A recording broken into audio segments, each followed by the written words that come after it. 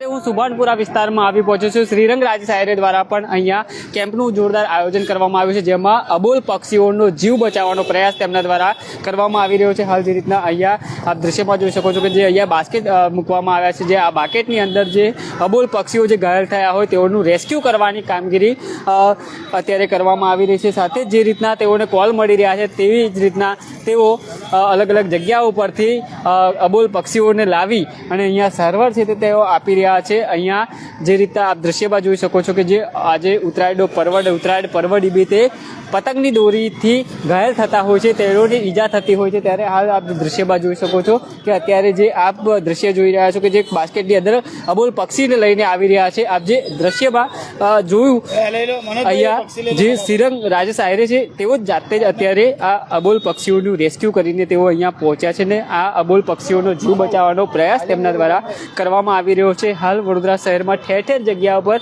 આ રીતના અબોલ પક્ષીઓની જીવની ચિંતા કરીને કેમ્પનું આયોજન કરવામાં આવ્યું છે। ત્યારે અમે અંદરના પણ દ્રશ્ય બતાવીશું કે જે હમણાં શ્રીરંગ રાજ સાયરે છે તેઓ એક કબૂતરને લઈને આવ્યા છે, તેને પણ અત્યારે આપ જે દ્રશ્યમાં જોઈ શકો છો કે અહીંયા પાંખના ભાગે તેને દોરા વાગવાના કારણે તેને ઈજા થઈ છે। અને હા, આ જે આપ દ્રશ્ય જોઈ રહ્યા છો કે જે કબૂતર લોહી લુહાણ હાલતમાં અહીંયા આવ્યું છે અત્યારે અહીંયા આપ જે દ્રશ્યમાં જોઈ શકો છો કે જે દોરામાં વીંટાયું હતું ને દોરામાં વીંટાવાના કારણે જે તેનું મેન ઉડવાની જે ક્ષમતા ધરાવતી જેની પાંખો છે તેમાં ઈજા પહોંચી છે અને જે કબૂતર જે આકાશમાં ઉડતા તેને આજે નીચે અત્યારે આ લોહી લુહાણ હાલતમાં અહીંયા સારવાર કેન્દ્ર પર લાવવામાં આવ્યું છે।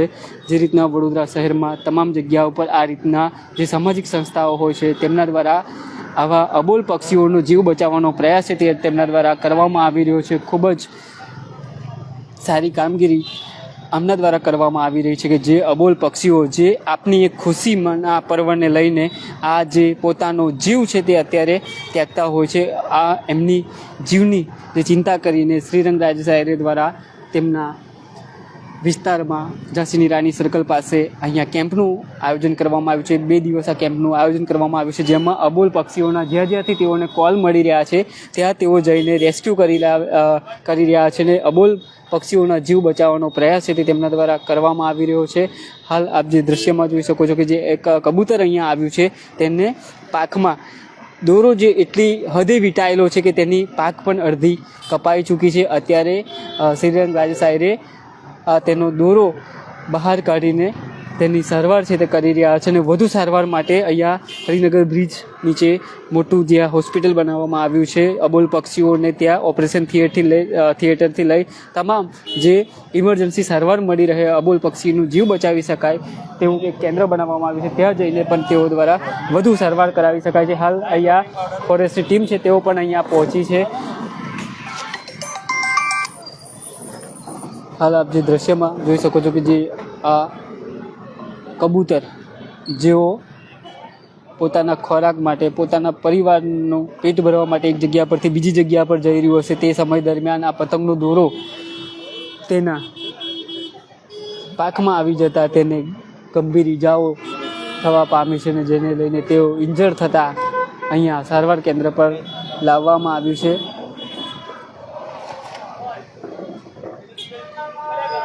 આપણી સાથે શ્રીરંગભાઈ છે, તેમની સાથે વાત કરીશું। જી શ્રીરંગભાઈ, અમે હમણાં જ થોડી વાર પહેલાં લાઈવ કર્યું હતું ને એટલામાં જ તમે દેખાયા કે તમે 2 વ્હીલર પર અબોલ એક કબૂતરનું રેસ્ક્યુ કરીને આવ્યા છો। એક મિત્રનો કોલ આવ્યો હતો કે પક્ષી એમના ઘર આંગણા પાસે લટકતું હતું ઝાડની અંદર, તો ત્યાં અમારા મિત્ર એવા મનોજભાઈ અને રાજાભાઈ જે બંને થઈને ઝાડ પરથી રેસ્ક્યુ કરીને પક્ષી અમે ત્યાં આગળથી સેફ કરીને તેમને તરત જ સેન્ટર પર લાવ્યા છે। આખું દોરાની અંદર ગૂંચવાડાની અંદર આખું પક્ષી હતું તેને તાત્કાલિક કાઢીને અત્યારે અમે લઈ આવ્યા છે।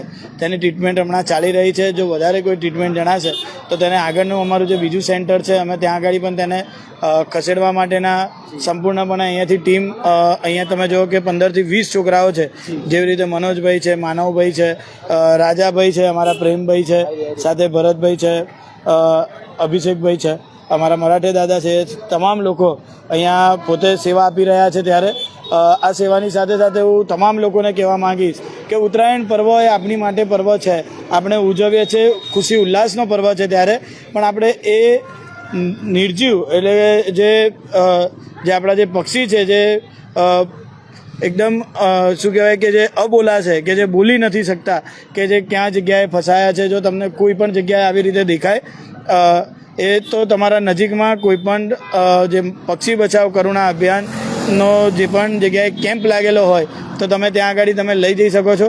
આ અબોલા પક્ષી માટે ક્યાંક ને ક્યાંક આપણે કોઈકને કોઈક ફૂલ અને ફૂલની પાકડી સમાન પણ આપણે મદદ કરી શકતા હોય તો નજીકના સેન્ટર પર જઈને તમે તેનો સંપર્ક કરજો.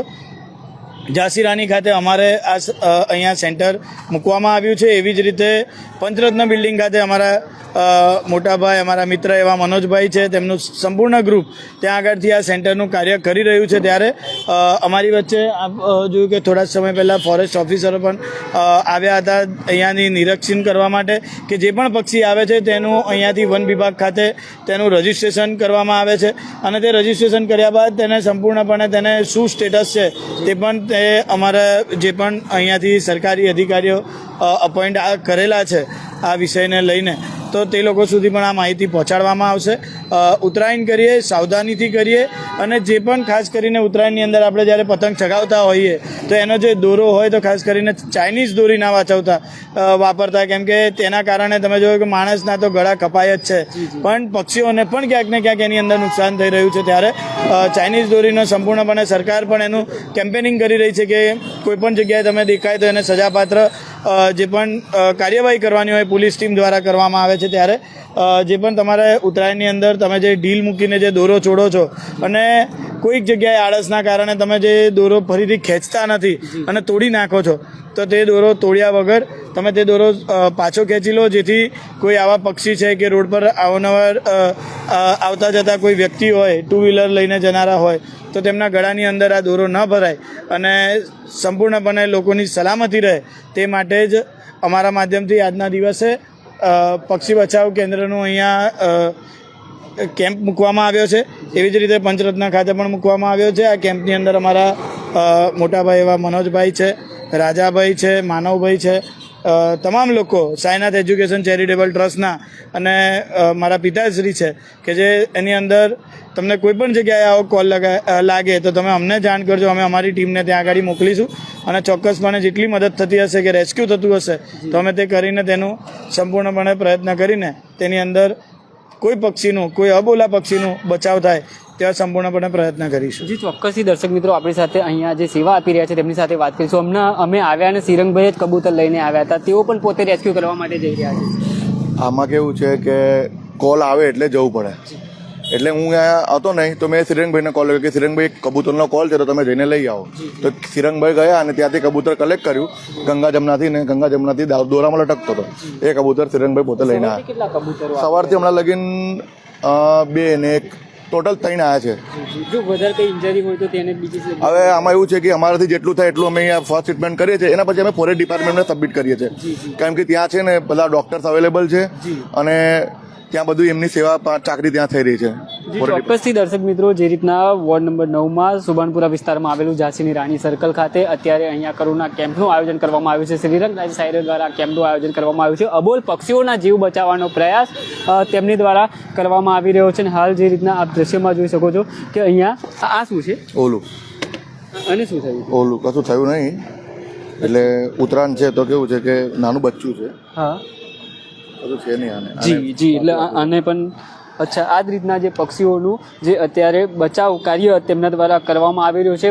આપણે તો ચલો સમજીએ કે આપણે તો બહાર રસ્તા ઉપર નીકળી રહ્યા છે, આપણે તો આપણા ટુ વ્હીલર પર કે ગળામાં ક્યાંક દોરાથી ઈજા ના થાય તેના માટે આપણે સેફટી ખાસ કાળજી રાખતા હોય છે. ખાસ સાથે સાથે અબોલ પક્ષીઓની જીવની પણ ક્યાંક ચિંતા કરવી પડશે, જેથી કરીને અબોલ પક્ષીઓ ક્યાંક જો જીવના જોખમમાં તેઓ એક જગ્યા પરથી બીજી જગ્યા પર જતા હોય છે, લટકતા દોરાના કારણે તેઓને ઈજા થતી હોય છે, તેની પણ ચિંતા કરવી જોઈએ.